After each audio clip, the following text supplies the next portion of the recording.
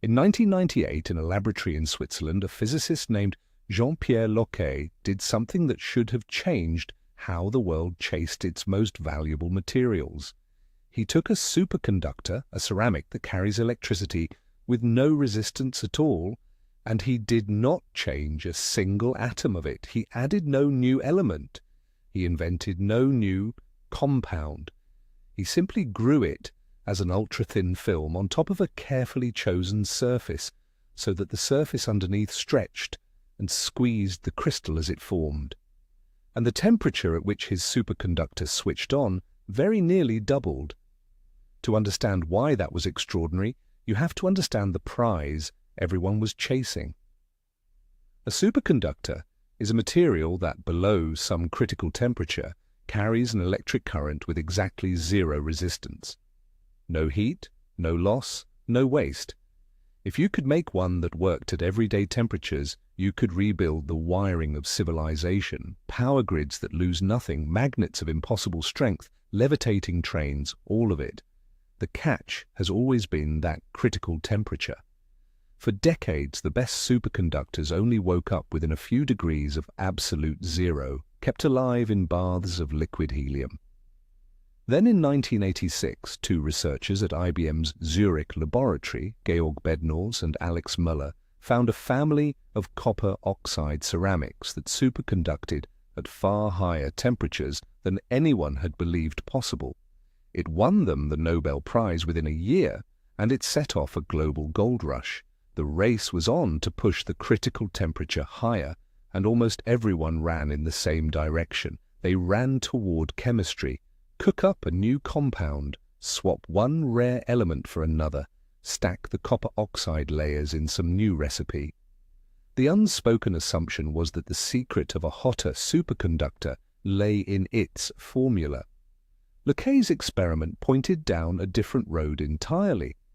His team took a lanthanum copper oxide superconductor, one that switched on at about 25 degrees above absolute zero, and grew it on a surface whose atoms sat slightly closer together than the film's atoms wanted to. The mismatch forced the superconductor's crystal into a state of permanent compression. Every tiny unit of it squeezed a little tighter than nature intended.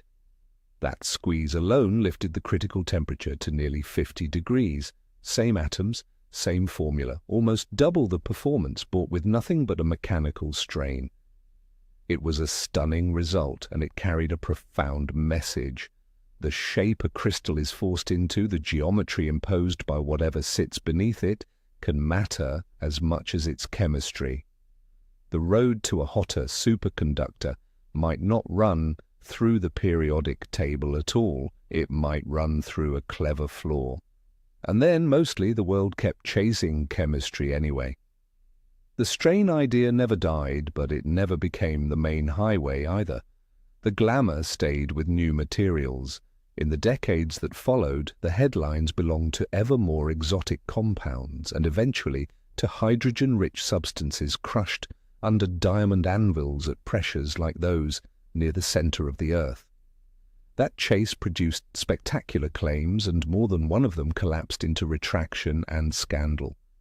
The quiet lesson of 1998 that you could simply squeeze your way to a better superconductor sat in the scientific literature, proven and admired and underused, waiting for someone to build a road on it.